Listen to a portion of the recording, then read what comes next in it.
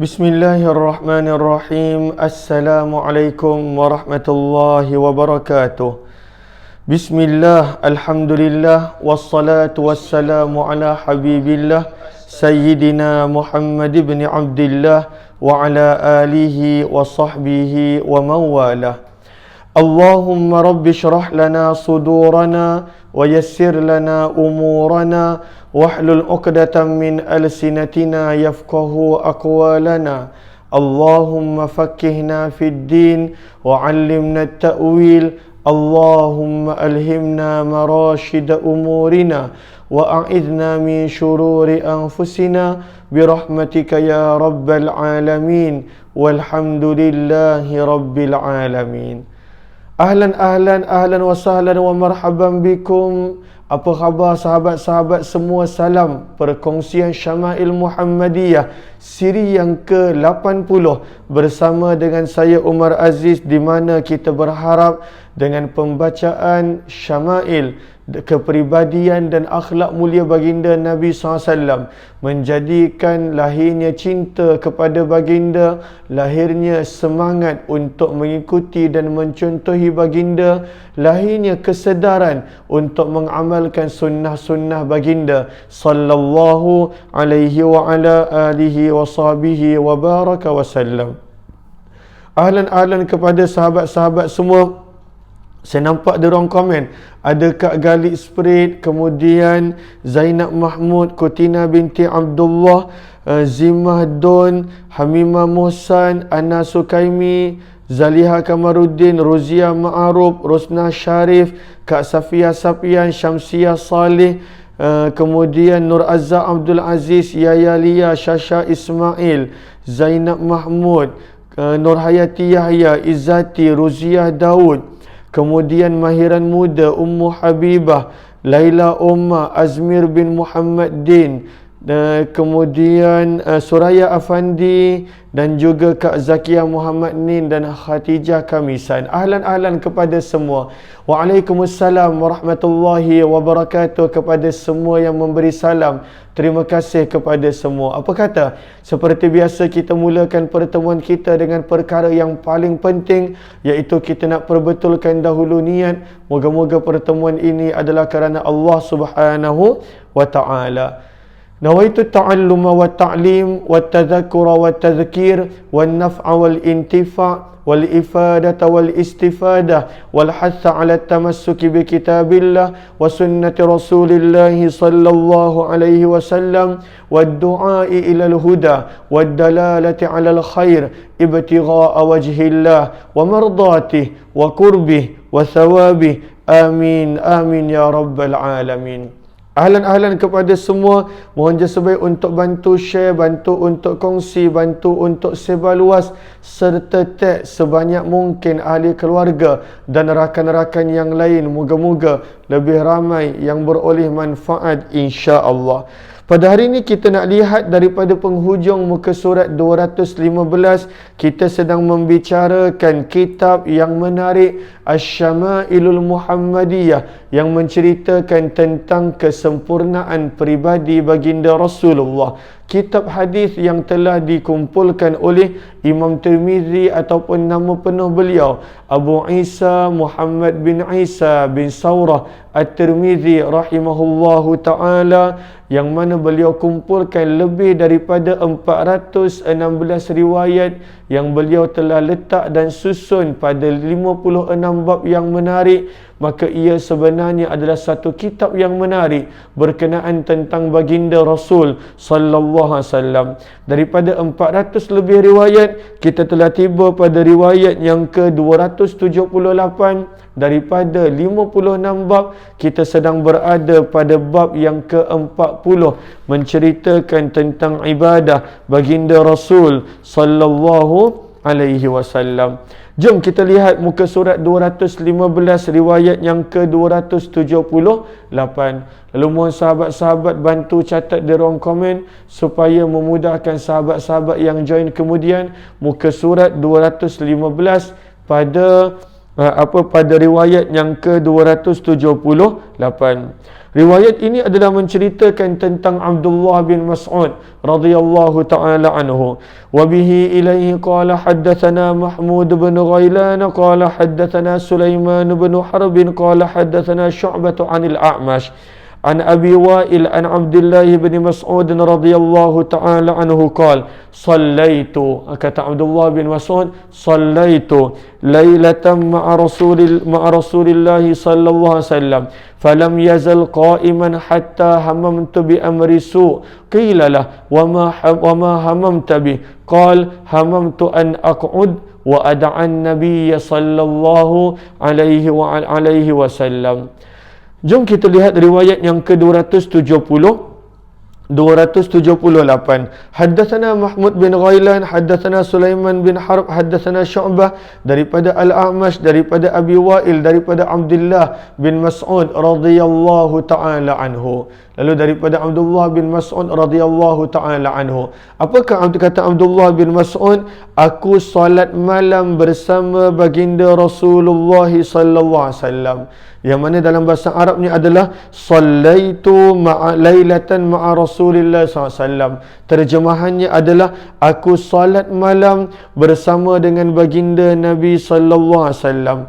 Maka daripada ucapan Abdullah bin Mas'ud, aku salat malam bersama, perkataan ma'a bersama itu, maka kata Imam Bajuri rahimahullahu ta'ala menunjukkan kepada boleh mana-mana solat nafil untuk dilakukan secara berjemaah. Tadullu fadalla dhalik ala sihhatin nafli jama'ah. Solat-solat nafil boleh dilakukan berjemaah, walaupun yang mana sabit adalah solat nafil, solat sunat seperti gerhana raya, solat istisqa, itu yang mana Nabi buat berjemaah. Tetapi Abdullah bin Mas'ud bersama dengan Nabi SAW solat bersama, menunjukkan solat-solat nafil boleh dan harus untuk dilakukan secara berjemaah, walaupun tidaklah disyariatkan begitu. Maka daripada riwayat Abdullah bin Mas'ud ini, daripada riwayat Huzaifah ibn al-Yaman yang mana kita baca sebelum ini, riwayat Huzaifah ibn al-Yaman yang mana kita baca pada riwayat 276.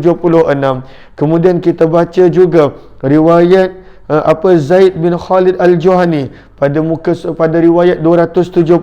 Kita baca juga riwayat Abdullah bin Abbas pada riwayat yang ke-266. Semua riwayat-riwayat ini menjadi dalil daripada perkataan tersebut bahawa harus, jawaz, boleh untuk melakukan solat-solat nafil secara berjemaah. Lalu mungkin ada orang berkata, mana dalil yang mana Nabi SAW solat hajat berjemaah, Nabi solat taubah berjemaah, Nabi SAW solat pada waktu itu hajat, hajat ataupun taubat, ataupun apa jua tahajud secara berjemaah. Maka sebenarnya daripada riwayat-riwayat ini, kata para ulama seperti mana Imam Bajuri, kerana semua solat-solat ini adalah solat nafil, jawaz, harus dan boleh untuk solat-solat nafil itu dilakukan berjemaah. Wa illam tusyra' fi, walaupun ianya tidak disyariatkan begitu. Yang disyariatkan berjemaah adalah solat raya, solat istisqa dan juga solat gerhana. Maka sebab itu kita nampak di sini menjadi dalil dalam mazhab Syafi'i, boleh untuk solat berjemaah, kerana kita nampak di sini Abdullah bin Mas'ud solat bersama dengan baginda Nabi sallallahu alaihi wasallam. Maka waktu itu kata Abdullah bin Mas'ud, baginda Nabi SAW berdiri lama, sangat lama. Daripada riwayat Huzaifah ibn al-Yaman sebelum ini pun kita nampak yang mana Nabi SAW berdiri dengan membaca 4 surah dalam 4 rakaat. Maka pada waktu itu Nabi SAW berdiri lama, tidak turun, sehingga aku bercadang dengan sesuatu niat yang buruk, perkara yang buruk. Maka ada yang bertanya kepada Abdullah bin Mas'ud, apa yang kamu cadangkan? Hamam, apa yang kamu niatkan, yang kamu cadangkan untuk lakukan, yang kamu kata buruk tadi?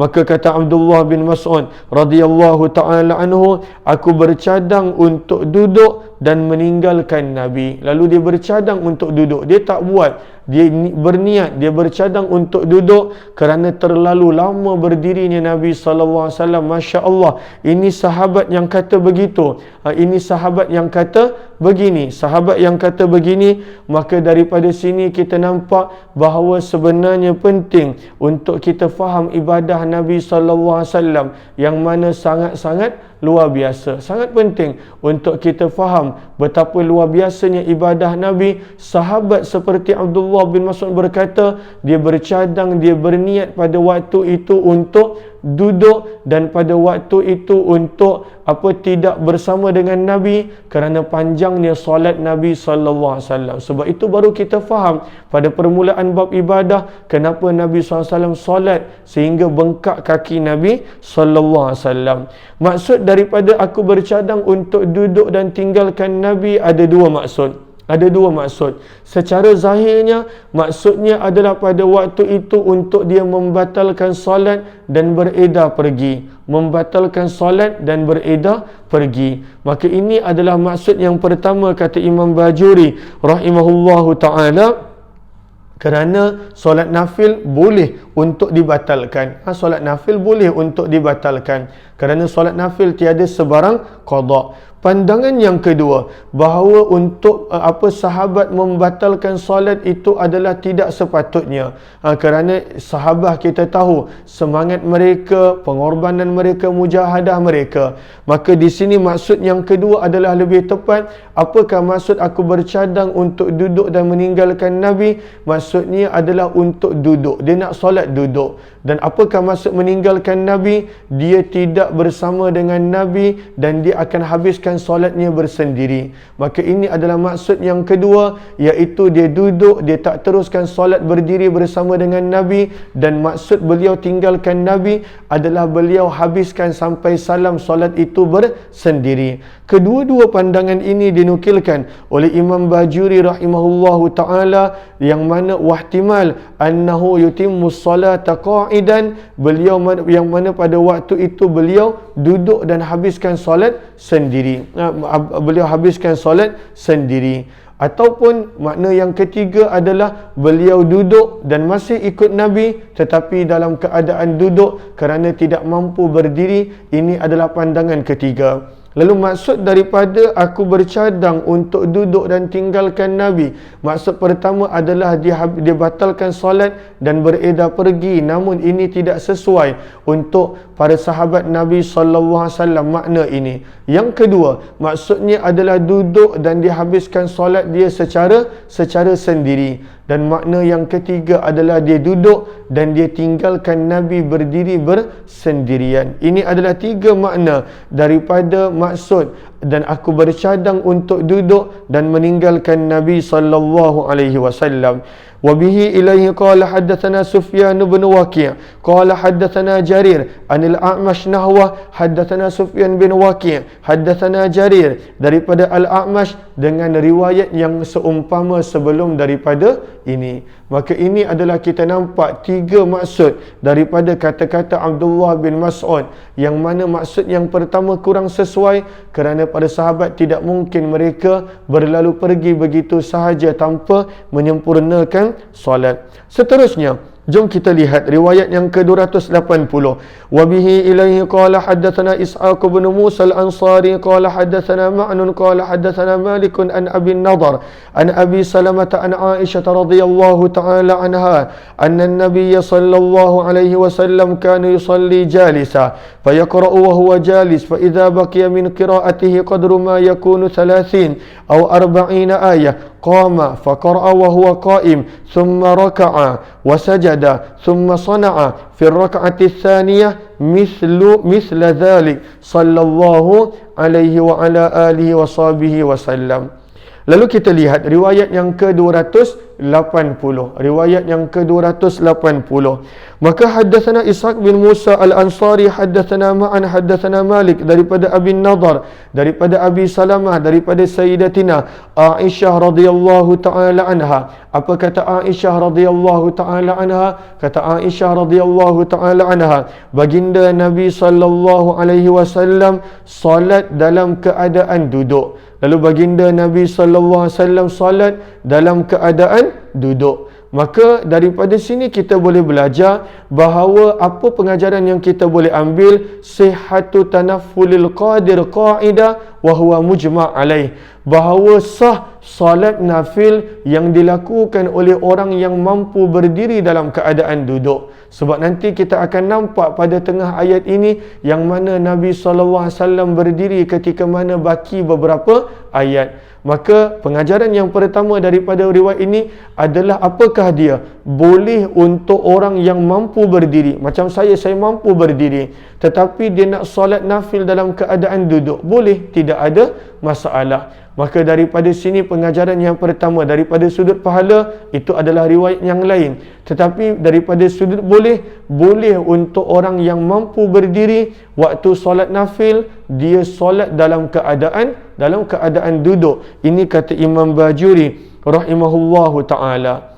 Yang kedua yang kita boleh belajar daripada sini adalah kata Imam Bajuri adalah bahawa solatnya Nabi SAW, solat nafilnya Nabi SAW, sama ada berdiri ataupun dalam keadaan duduk, maka pada waktu itu khas untuk Nabi, pahalanya sama. Wa min khasaisi, untuk orang-orang lain selain daripada Nabi berbeza, pahala duduk lebih kurang berbanding dengan berdiri. Tetapi untuk Nabi SAW, bahawa duduknya Nabi, berdirinya Nabi ketika mana solat nafil, maka waktu itu pahala untuk Nabi adalah sama. Kenapa? Li'annahu, kerana sesungguhnya Nabi ma'munul kasal, yang mana Nabi tidak ada pada Nabi rasa malas. Nabi bukannya seperti kita. Maka itu adalah yang kedua, tidak dikurangkan pahala sama ada Nabi solat berdiri ataupun Nabi SAW solat duduk.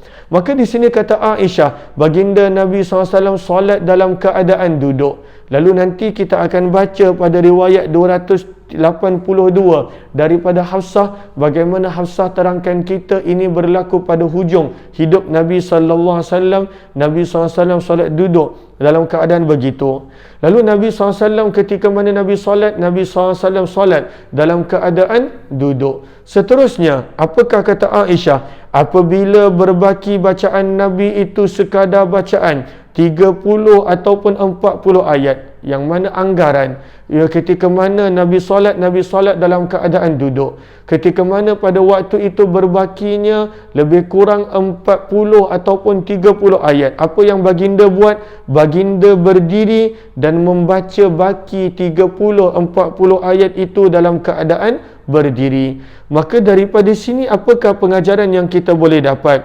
Pengajaran yang kita boleh dapat adalah boleh pada waktu itu untuk mulakan solat dalam keadaan duduk, dan kemudian ketika mana baki beberapa ayat pada waktu itu untuk berdiri dalam solat nafil, maka tidak ada masalah. Maka sebab itulah kita nampak di sini bahawa sebenarnya boleh pada waktu itu buat seperti Nabi, solat dalam keadaan duduk, ketika mana tinggal beberapa ayat, maka pada waktu itu berdiri. Sebab itu kata Imam Bajuri di sini, apakah katanya? Yang antaranya adalah daripada ucapan yang kita baca tadi, wasihhatu ba'dir rak'ah qa'idah wa ba'daha qa'imah. Boleh sebahagiannya dalam keadaan duduk, rakaat yang sama, dan sebahagiannya dalam keadaan berdiri. Sebab kita nampak Nabi rakaat yang sama, Nabi mulakan dengan duduk, bila berbaki 30-40 ayat, Nabi SAW berdiri.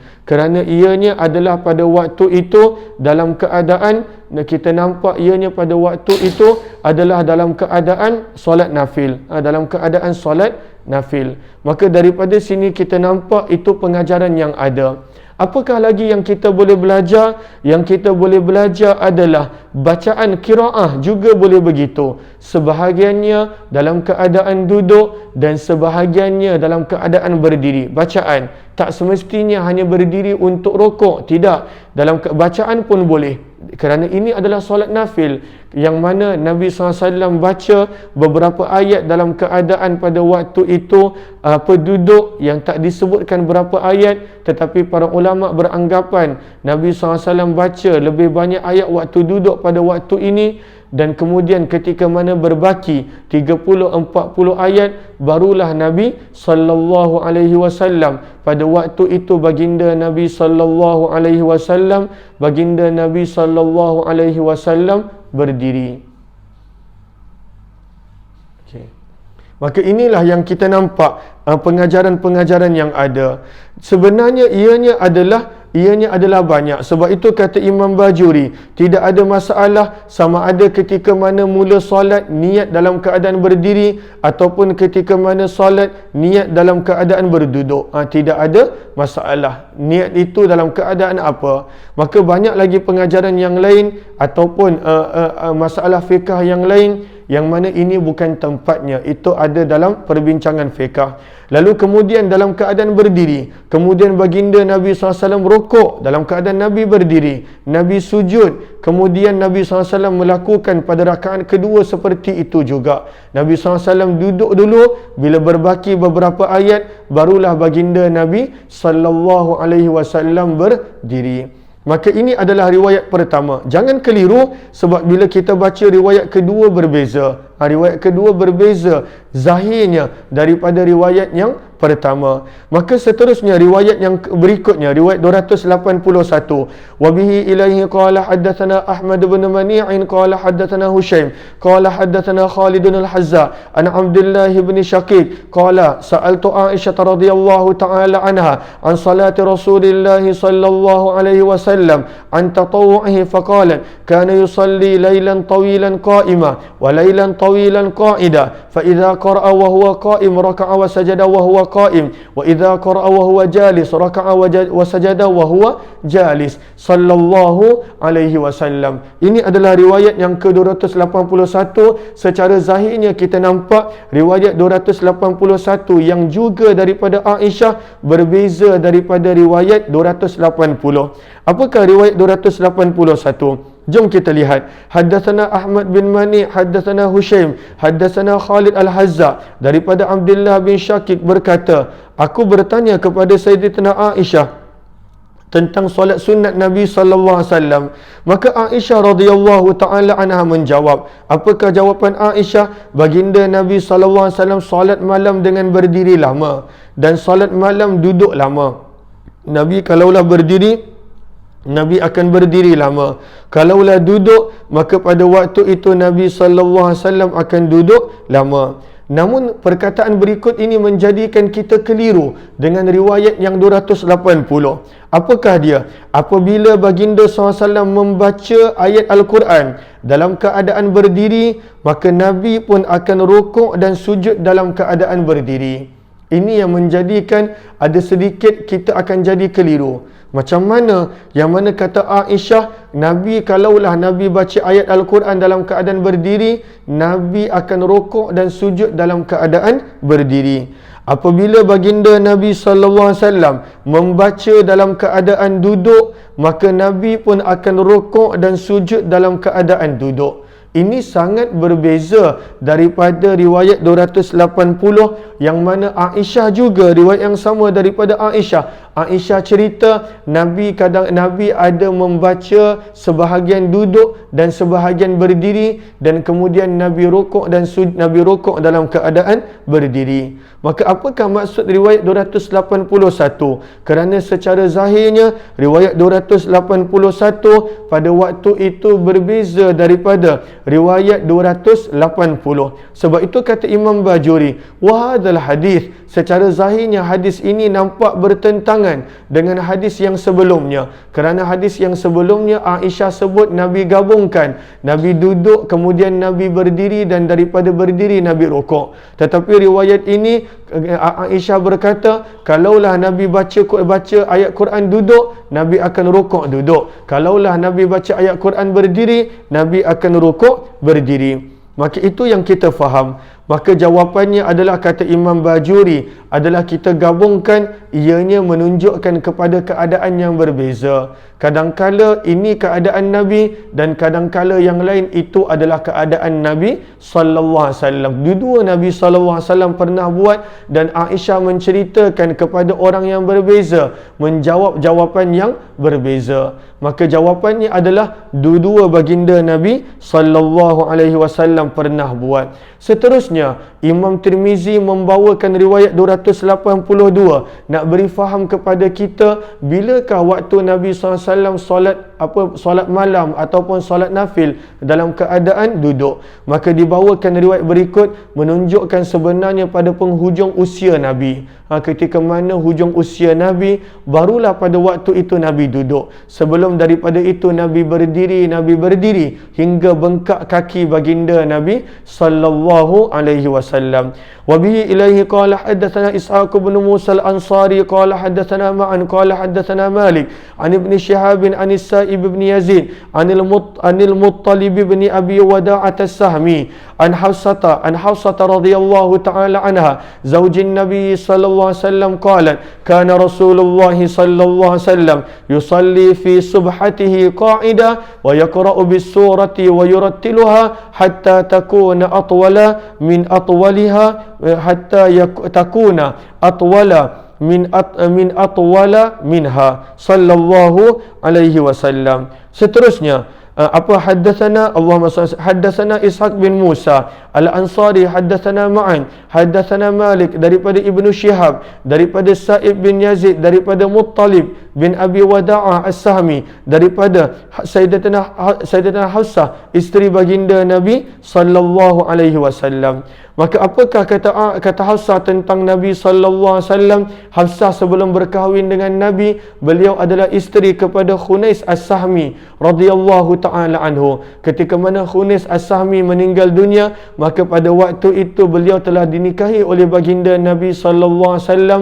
Dan bagaimana Jibril menyebut tentang kelebihan Hafsah, beliau adalah seorang yang sawamah, kuat berpuasa, qawwamah, seorang yang mana kuat bangun pada waktu malam, kuat solat pada waktu malam. Maka apa kata Hafsah? Baginda Nabi sallallahu alaihi wasallam solat sunat dalam keadaan duduk. Ini adalah kata Hafsah radhiyallahu taala anha. Kenapakah Imam Tirmizi membawa riwayat ini? Sebab sebenarnya riwayat ini ada tambahannya dalam riwayat Muslim yang Imam Tirmizi tidak nukilkan di sini. Apakah tambahannya dalam Sahih Muslim? Tambahannya adalah yang mana dalam Sahih Muslim ada disebut, ma raaitu Rasulullah, kata Hafsah, aku tidak pernah melihat Nabi SAW yusalli, Nabi salat fi subhatihi, pada solat nafil Nabi, jalisan, dalam keadaan duduk, hatta idza kana, sehinggalah apabila adalah berbaki sebelum Nabi meninggal dunia, Nabi wafat,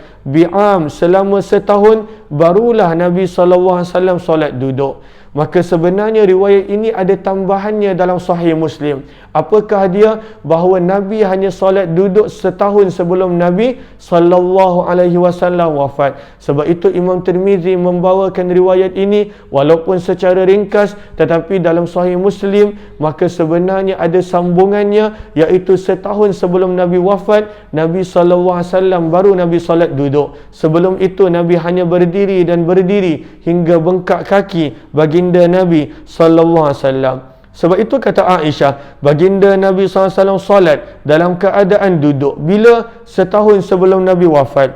Baginda membaca surah secara tartil. Apakah maksud tartil? Nota kaki yang ke-115, bacaan secara bertajwid, bacaan secara jelas, bacaan dengan sebutan huruf yang jelas, menjaga panjang dan pendek, harakat serta wakafnya. Itu adalah tartil. Maksudnya bacaan yang tenang dan bacaan yang perlahan, yang mana bacaan yang sangat perlahan. Maka Nabi baca dengan tartil walaupun dalam keadaan duduk. Kata Aisyah, punya perlahan bacaan Nabi sehingga surah yang pendek itu lebih panjang daripada surah yang lebih panjang daripadanya. Surah yang pendek pun boleh menjadi panjang kerana bacaan tartil baginda Nabi sallallahu alaihi wasallam. Maka daripada sini kita nampak bahawa inilah amalan Nabi SAW. Nabi SAW hanya duduk setahun sebelum baginda Nabi SAW wafat. Janganlah pula kita sangka Nabi sentiasa solat duduk. Tidak. Itu pada penghujung usia baginda Nabi SAW. Walaupun boleh, seseorang yang mampu, walaupun dia bertenaga, dia tak ada penyakit, dia boleh duduk untuk solat nafil, seperti mana yang kita terangkan sebelum ini. InsyaAllah kita akan sambung esok, insyaAllah, riwayat yang seterusnya. Terima kasih kepada semua sahabat yang bersama. Untuk yang kali pertama join grup Telegram kuliah UMAR, kuliah Ummah Aziz. Banyak perkongsian yang kita kongsikan di sana juga. Terima kasih semua. Wabillahi taufiq wal hidayah. Assalamualaikum warahmatullahi wabarakatuh. Jazakumullahu khairah. Terima kasih semua.